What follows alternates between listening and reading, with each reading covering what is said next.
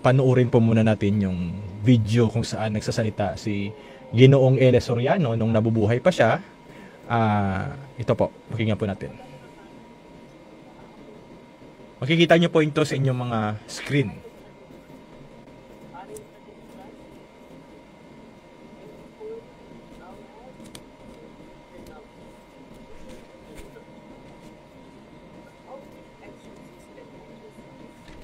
Kaya Bakit ako bawal sa inyo ang rebelde? kahit po ako walang pinag-aralan. Alam mo, kasi kaya bawal sa amin, bawal ng Biblia. Basahin natin sa 5:7 ng Deuteronomio.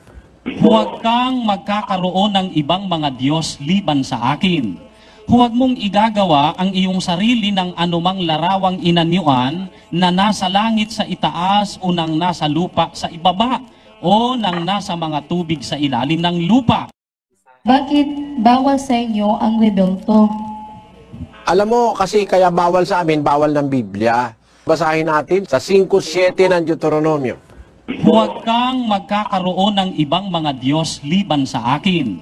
Huwag mong igagawa ang iyong sarili ng anumang larawang inanyuan na nasa langit sa itaas o nang nasa lupa sa ibaba o nang nasa mga tubig sa ilalim ng lupa.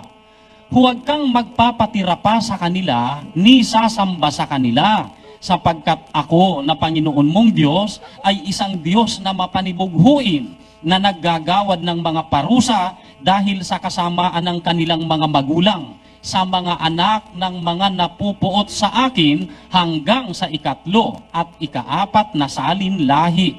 Lagay natin sa Cebuano. Ang sabi diyan, dili ka magbaton og laing mga Dios sa atubangan ko. Dili ka magbuhat alang kanimo og linilok nga larawan, ni sa bisan unsa nga dagway sa bisan unsa nga butang, nga atua sa ibabaw sa langit, kung sa ilalom sa yuta, kung sa tubig sa ilalom sa yuta. Dili mo iyukbo ang imong kaugalingon kanila, ni mag-alagad kanila, kay ako ang Ginoo nga imong Dios, mao ang Dios nga abughuan, nga nagaduaw sa pagkadautan sa mga amahan, sa ibabaw sa mga anak, o sa ibabaw sa 3 o 4 nga kaliwatan sa mga nagadumot kanako. ayan, maliwanag yan na dili ka magbuhat. Ang sabi doon sa 5:8. Dili ka magbuhat alang kanimo, ug linilok nga larawan, ni sa bisan unsa nga dagway, sa bisan unsa nga butang nga atua sa ibabaw sa langit, kun sa ilalom sa yuta, kun sa tubig sa ilalom sa yuta. Dili ka magbuhat. Magbuhat pa lang bawal na eh. Gumawa pa lang bawal na ng larawang inanyuan. At bukod sa bawal gumawa, bawal din na dili mo iyukbo ang imong kaugalingan kanila, ni mag-alagad kanila. Dili bawal, sabi ng Biblia. Ayaw ka mag-alagad kanila o iyukbo ang imong kaugalingon, bawal ng Diyos. Yun ang nasa Biblia. Basahin pa natin yung isang talata. 17 ng Gawa, kapatid na Jerry. Busa kay kita kaliwat sa Dios, dili angay nga maghuna-huna kita, nga ang pagka-Dios sama sa bulawan, kun sa salapi, kun sa bato, nga kinulit tungod sa kabatid o paglalang sa mga tao. Okay? Ang liwanag niyan, that's very clear. Busa kay kita kaliwat sa Diyos, kung anak ka sa Diyos o kaliwat ka sa Diyos, dili angay nga maghuna-huna kita, nga ang pagka-Diyos sama sa bulawan, kung sa salapi, kung sa bato, kung sa kahoy, nga kinulit tungod sa kabatid o paglalang sa mga tao. O di bawal yun. Kaya bawal sa amin, dahil bawal ng Biblia. Ang tawag sa Biblia diyan, Diyos. 115:4-8 ng awit, ganito ang sabi ng Biblia. Ang ilang mga Diyos, mao ang salapi o bulawan, binuhat sa mga kamot sa mga tao. Tama? Binuhat sa kamot sa mga tao. Do you regard them as God or something holy or something divine na binuhat sa kamot sa mga tao? Ano sabi ng Biblia dyan? Sa 5, kapatid na Jerry. Sila dunay baba, apan sila dili makasulti. Sila adunay mga mata, apan sila dili makakita. Adunay mga igdulungog sila, apan sila dili makadungog. Sila adunay mga ilong, apan sila dili makapanimaw. Sila adunay mga kamot, apan sila dili makahikap. Sila adunay mga tiil, apan sila dili makalakaw. Ni makasulti sila, pinaagi sa ilang tutunlan.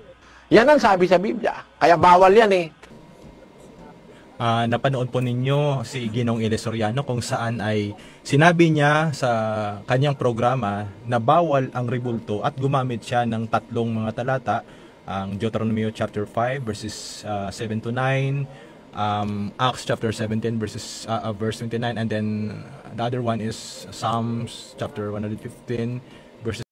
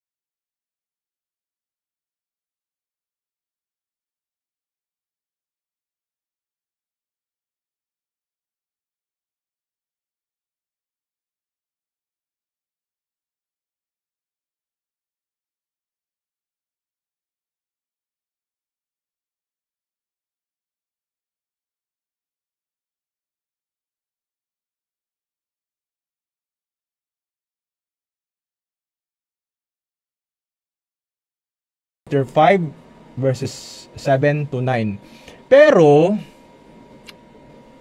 i-discuss natin ito gamit ang original text at kung ano ang view ng mga biblical scholars sa mga nasabing mga talata. Bakit po tayo gagamit ng original text? Bakit hindi po tayo gumamit lang ng mga salin? Kasi po ito ang mababasa po natin sa Introduction to Biblical Interpretation sa page 349. Paki-Juan po, Brother Benny, sa screen yung book na Introduction to Biblical Interpretation para makita po ng ating mga kapatid ang ating binabasa.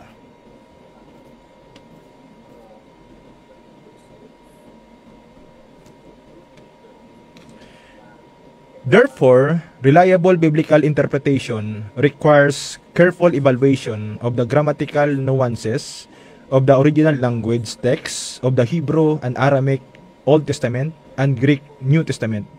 Ideally, every interpreter should know these biblical languages. Even the best translations do not and probably should not bring them out. Where good modern translations do express clearly some grammatical nuances, people who do not know Hebrew or Greek must remember that they work at a disadvantage. Yan po ang pahayag ng mga biblical scholars sa pag-interpret po ng mga talata mula sa Biblia or para makapagbigay ng exegetical accuracy. Napakalaking tulong po na tingnan po natin yung original text ng Biblia. Now, meron po tayo ditong Biblia Hebraica Stuttgartensia. Ito po ay critical edition ng Hebrew Bible. At basahin po natin ang nakasulat sa Deuteronomy chapter 7, Deuteronomy chapter 5, verses 7 to 9. Tingnan po natin dito ang sinasabi sa verse 7 ng Deuteronomy chapter 5. Lo yeye lekha Elohim Achirim Alpanay. Ito po ang katumbas ng huwag kang magkakaroon ng ibang mga Diyos liban sa akin. Sa verse 8, Lo taase lekha pisel. Huwag kang gagawa ng Diyos-Diyosan. Tapos itong sa verse 9 is, Lo testahave lahim. Huwag kang sasamba sa kanila. Titingnan po natin sa grammar ng Hebrew. 3 beses inilagay sa unahan yung Hebrew word na lo. Ibig sabihin, ito po ay negative particle. Ibig sabihin, may negative command ang Diyos from verse 7 to 9 ng Deuteronomy chapter 5. At kung isa-isahin po natin ito sa Hebrew text, doon po mababasa natin yung sa verse 7, yung Elohim Achirim. Ibig sabihin, may involved na ibang mga Diyos. Okay? Huwag po nating paputulin to kasi yung ginagawa ng iba, pinuputol nila. Sa Hebrew grammar, doon po sa mga nag-aral ng Hebrew, lalo na yung mga nakakaintindi ng Hebrew grammar, itong 3 talatang to, hindi mo pwedeng putulin. Connected po ito sa isa't isa.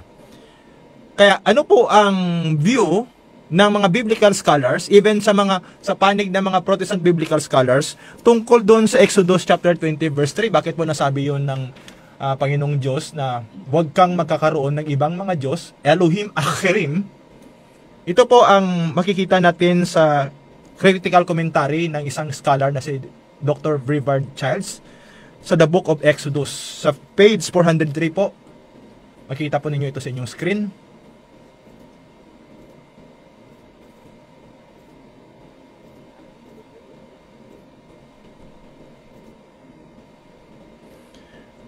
However, in the first commandment, the prohibition described as the relation of Yahweh to Israel by categorically eliminating other gods as far as Israel is concerned.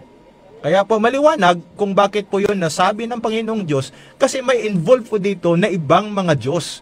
Hindi po dito pinag-uusapan ng yung paggawa ng imahen, lalo na yung hindi naman mga idolatrous images. Dito po na may misinterpret ng iba na sinasabi na lahat ng mga imahen, lahat ng rebulto, kahit yung mga non-idolatrous ay bawal.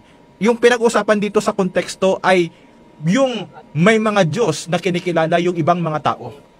Okay?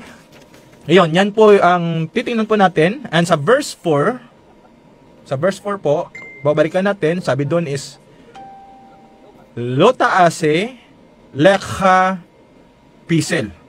Yan. Lo taase lekha pisel. At Brother Benny, paki-ano na po ng screen. Pakitanggal na po sa screen yung book. Okay. Doon po tayo sa verse 8 ng Deuteronomy chapter 5 verse 8 na katumbas din ng Exodus chapter 20 verse 4. Ang sabi doon is Lo taase lekha pisel. Nandun din po yung law, again, ng katumbas ng no or don't or not. Doon ang word na pisel. Kung buhay pa sana si L.S. Soriano ngayon or kanyang mga members, kung alam nyo talagang talatang ito, bakit hindi ginamit yung word na miklaat? Kung lahat ng images ay bawal. Bakit pisel o doon sa mga ibang palaging nasasabi na lahat ng imahen ay bawal? Pwede pong, kung talagang nag-aral po tayo ng scripture, pwede po bang pakipaliwanag bakit kung lahat ng images ay bawal, bakit hindi miklaat ang ginamit? Bakit pisel? Kasi pwede naman sa Hebrew grammar yung lo taase lekha miklaat. Pisel ang ginamit kasi sa context doon sa verse 3 at saka sa verse 5, lapat na lapat talaga. Now, ano ba ang ibig sabihin ng salitang pisel? Dito po sa The Complete Word Study Dictionary sa page 909. Ano po ang ibig sabihin ng Hebrew word na pisel?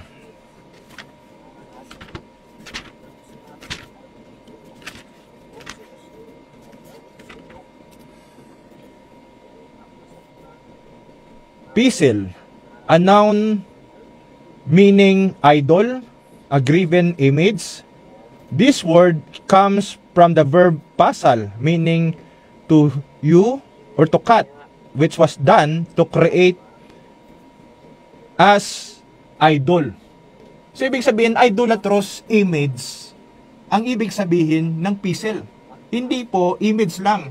Ibig sabihin, ang kinakalaban talaga ng Deuteronomy chapter 5 verses 7 to 9 or Exodus chapter 20 verses 3 to 5 ay idolatrous image. Hindi po yung lahat ng images. Yung sa Septuagint Bible, doon sa Greek translation ng Hebrew, ang ginamit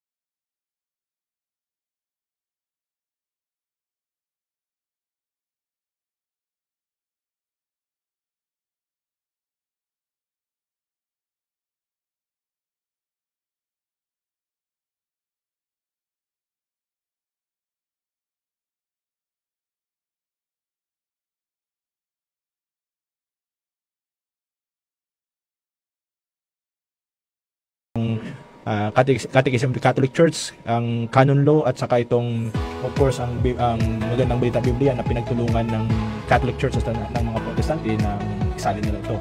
Dito po sa libro na The Big Book of Bible Difficulties na isinulat ng isang kilalang Protestant biblical scholar na si Dr. Norman Geisler. Ito po ang mababasa natin sa page 107.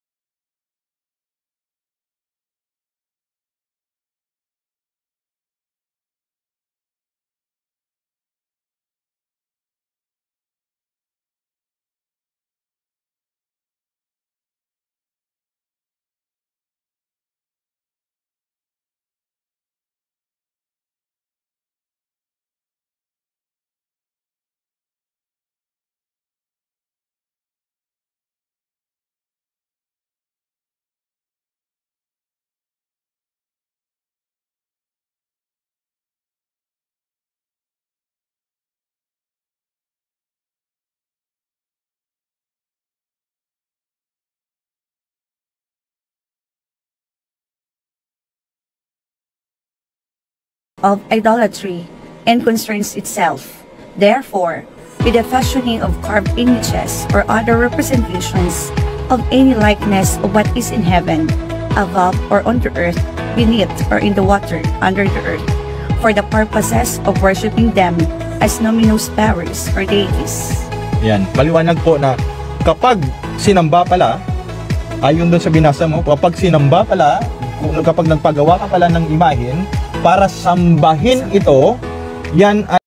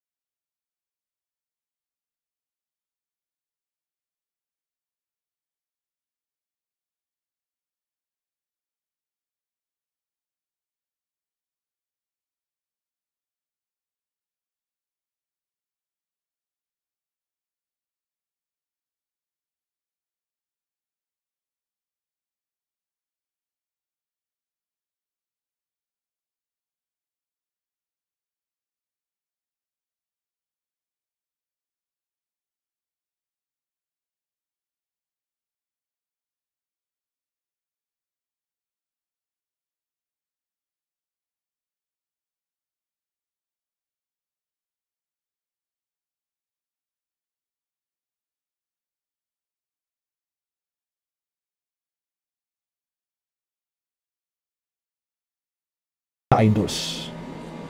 Ayan, puntahan po natin yung isa pang talata na ginamit niya. Pakibasa nga po, Sister Omega, yung Gawa 17:29 na binasa kanina ni Brother Ellis Oriano. Gawa, Kapitulo 17, talata 20. Sapagkat tayo'y mga anak ng Diyos, huwag nating akalain na ang kanyang pagka-Diyos ay may ilalarawan ng ginto, pilak o bato na pawang likha ng isip at gawa ng kamay ng tao. Yan, ang sinasabi niya ni huwag natin akalain, di ba?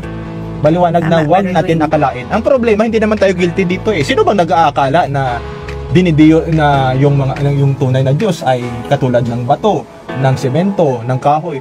Eh, ito naman yung mga kapatid natin na umaakusa sa atin eh. Di ba sila walang katapusang inaakala nila na ginagawa natin o kinikilala natin Diyos itong mga kahoy.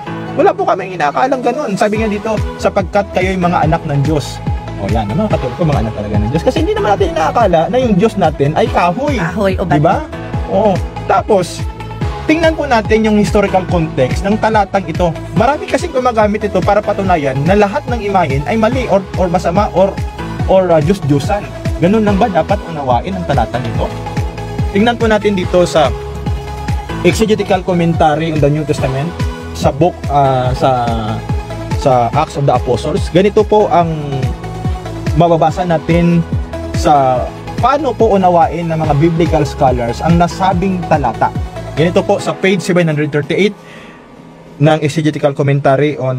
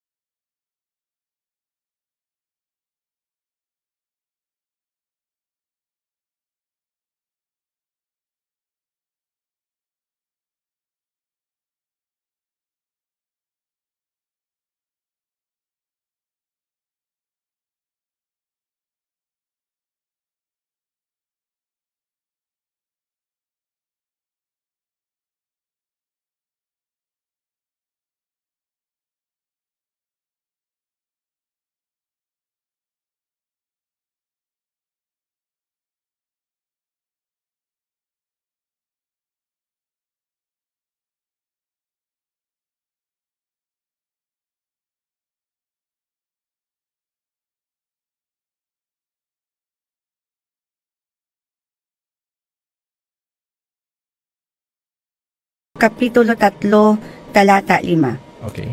Kaya't dapat nang mawala sa inyo ang mga pitang makalaman, pangangalunya, kahalayan, mahalay na simbuyo ng damdamin, masasamang nasa, at ang pag-imbot na